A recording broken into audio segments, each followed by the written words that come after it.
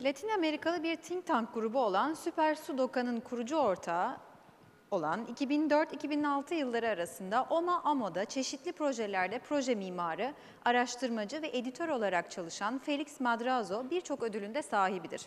Kendisini Caribe, Kitle Turizmi Şehre Karşı adlı sunumunu yapmak üzere sahneye davet ediyoruz. Hello, merhaba. I need a clicker, perhaps. Is there?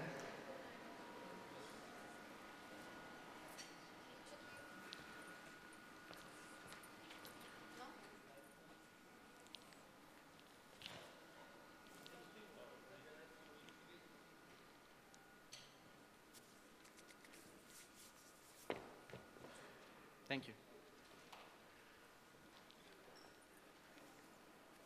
So today we'll talk about a type of, a kind of research we have been doing for some years with Super Sudaca. It's a foundation composed of several offices, out of which my office, IND, which I have in partnership with Arman Akdogan, we are collaborating with.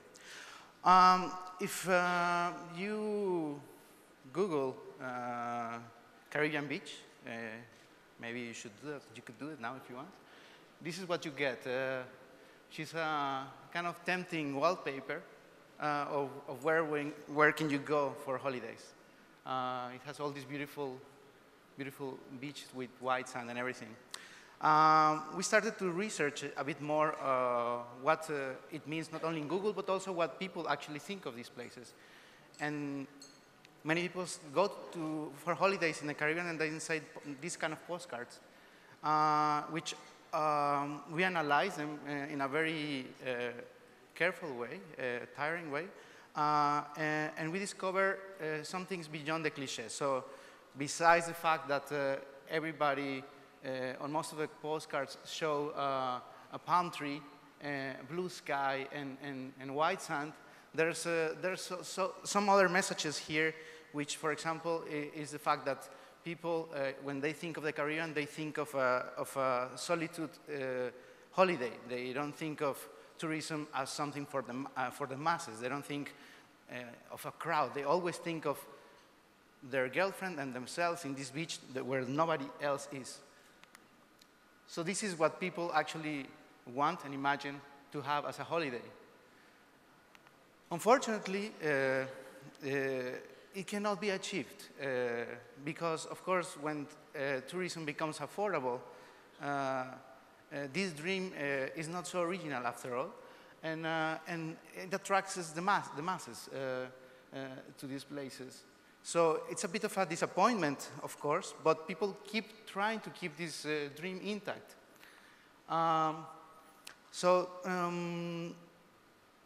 This is another situation in which millions of people arrive to these places, and in this case, they arrive to San Martin. This is not Photoshop, in which these places are very fragile.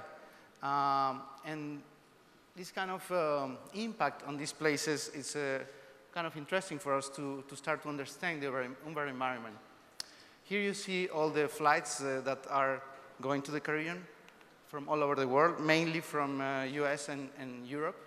And here you see the tourist arrivals, where you have Dominican Republic and Mexico and Puerto Rico of the Caribbean part, and Cuba as the leaders of the region. What is interesting for us is that it's not a lot of people if you compare to European tourism, for example. But what is important is that in the Caribbean it means a lot, because a lot of works depend on tourism, and the impact, as I said, in the territory is much bigger. Also, in terms of demography, the impact of tourism versus the population is much more big.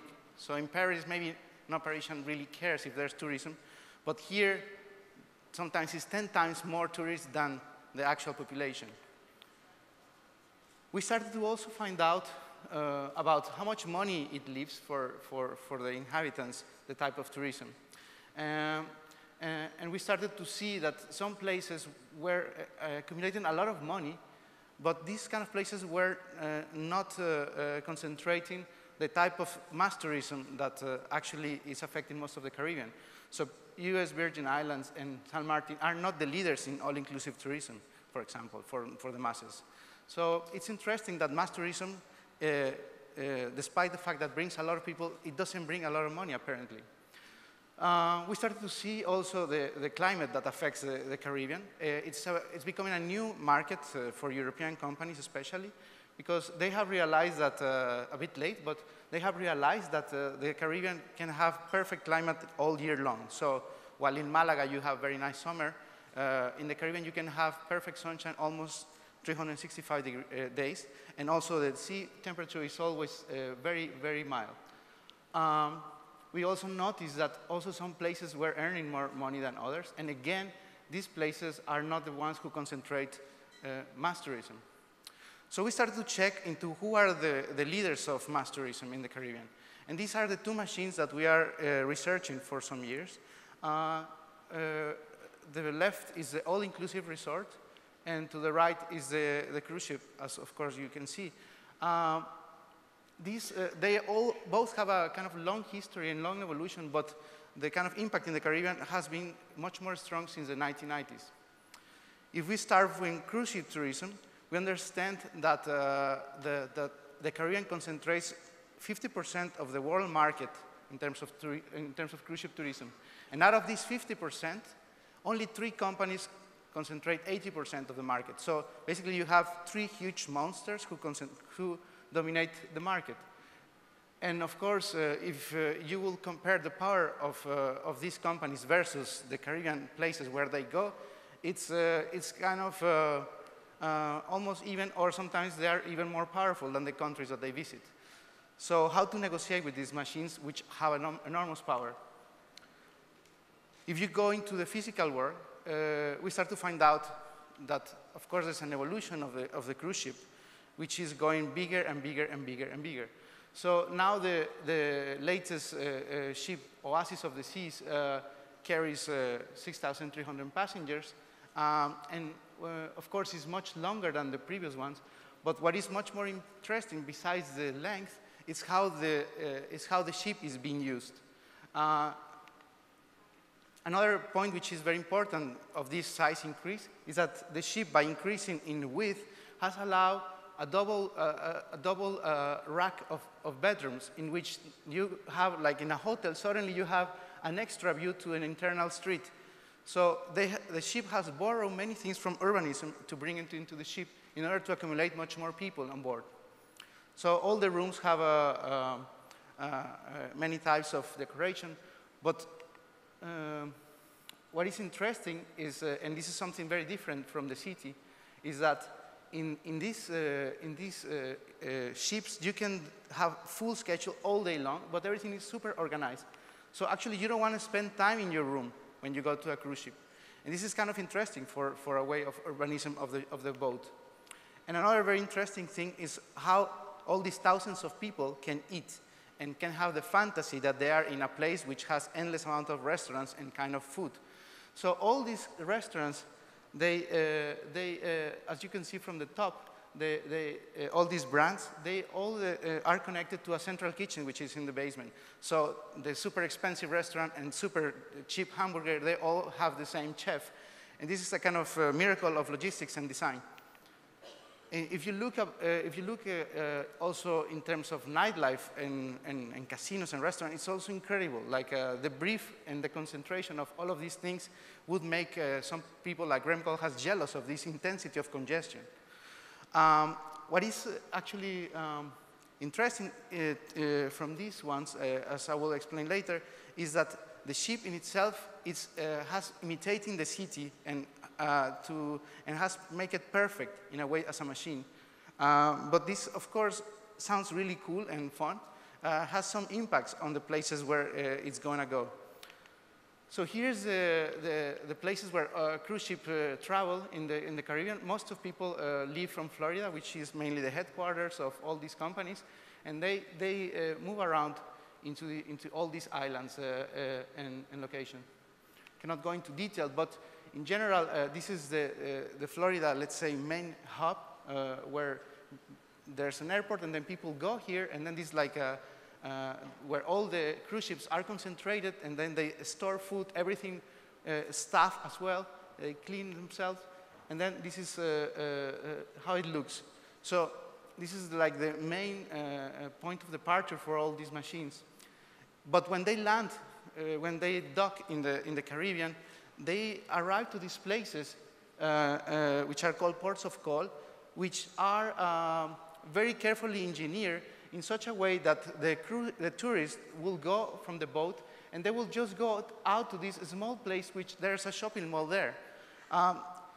So in the past, cruise ship tourism was about going in the Caribbean and visiting old towns like San Juan or Havana or Santo Domingo, and traveling and visiting and shopping, etc.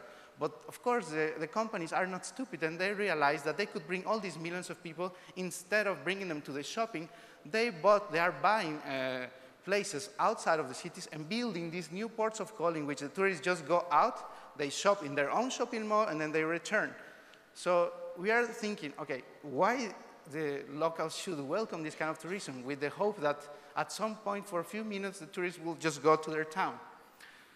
So you go down and then you get a picture with this guy, or you go to Mexico and then you, instead of going to the Mayan archaeological ruins, which are wonderful, they make this replica, but it's not, again, it's not just a joke. It is not like Las Vegas, like ha ha ha, the Venice copy. No, here is like a very precise engineering of economics in which you go down again and you just shop diamonds here and you will never visit anything of Mexico except this compound.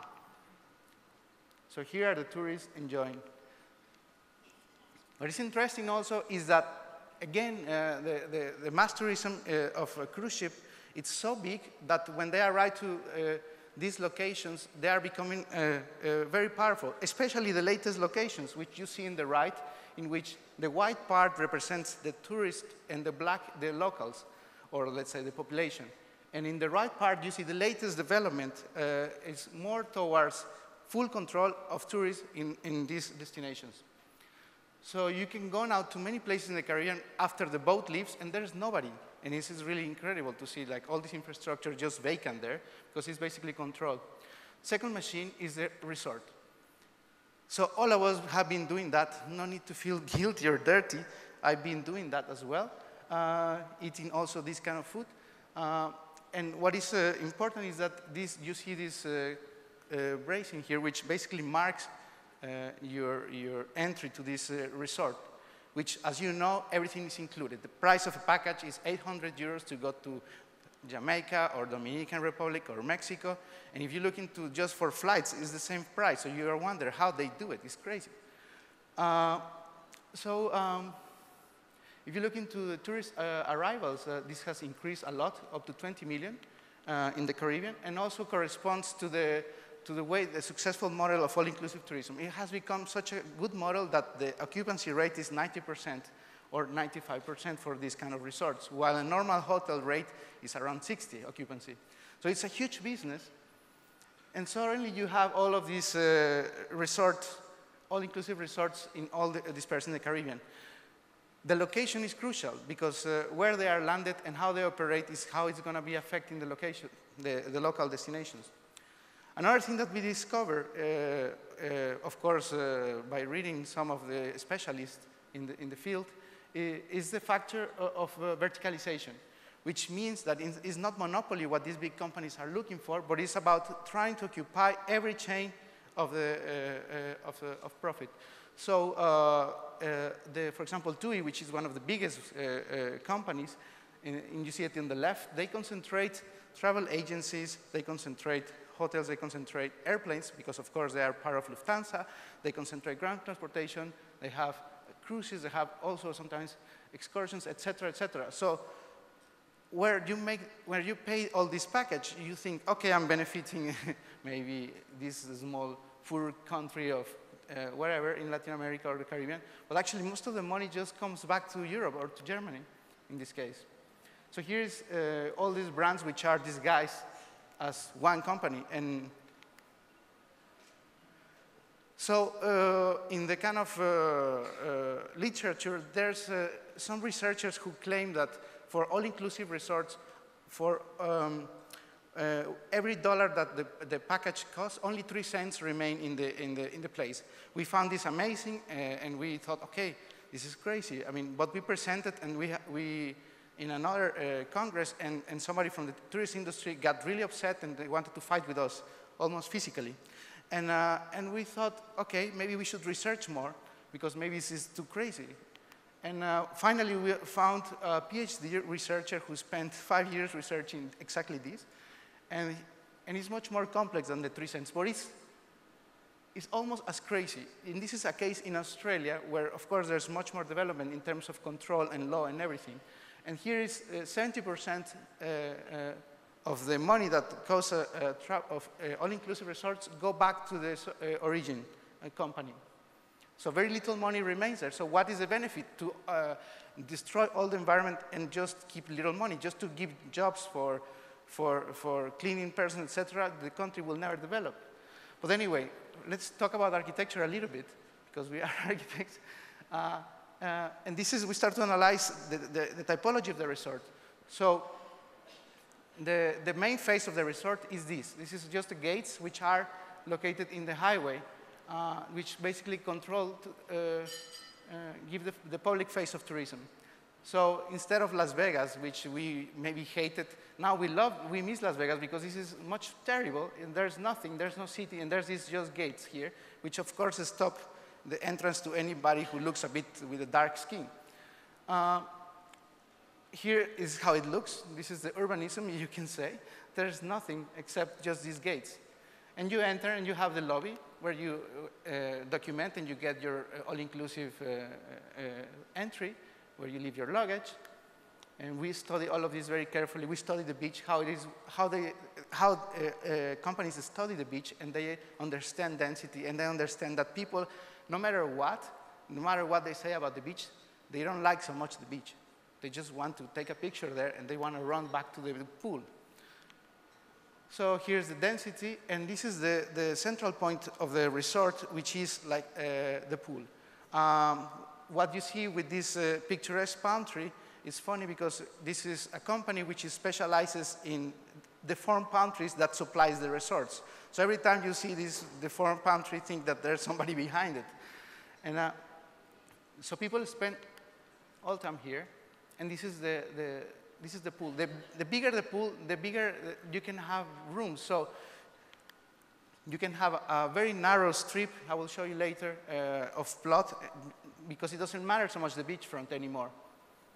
Of course, you want to keep the people entertained all the time, because you don't want them to go out of the resort. Because the whole point is that they should always stay inside. You always sell them the idea that you should never go out, because there's problems, there's dangers, etc. So they should be keep occupied. So everybody finally has a drink here, which I am thirsty, by the way.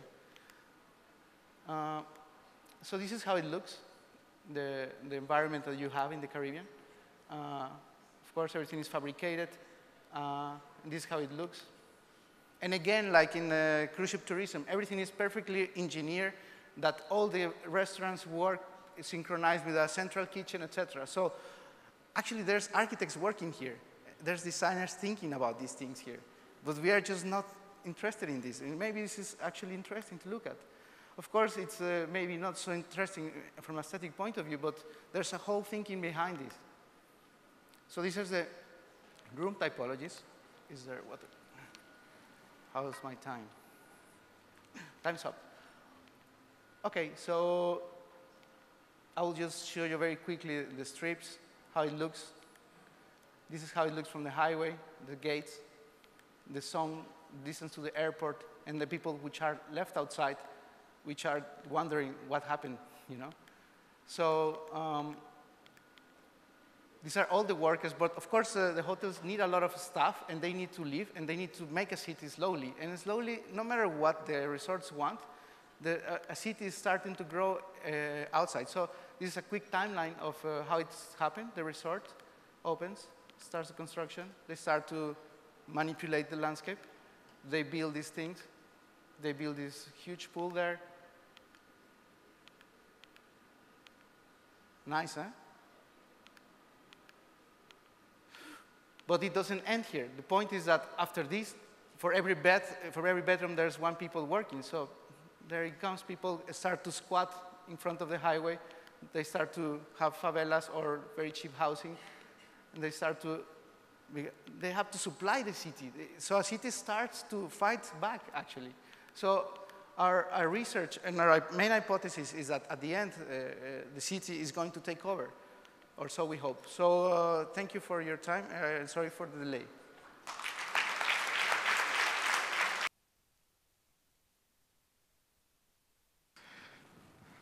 Felix, Madrazo, teşekkürler.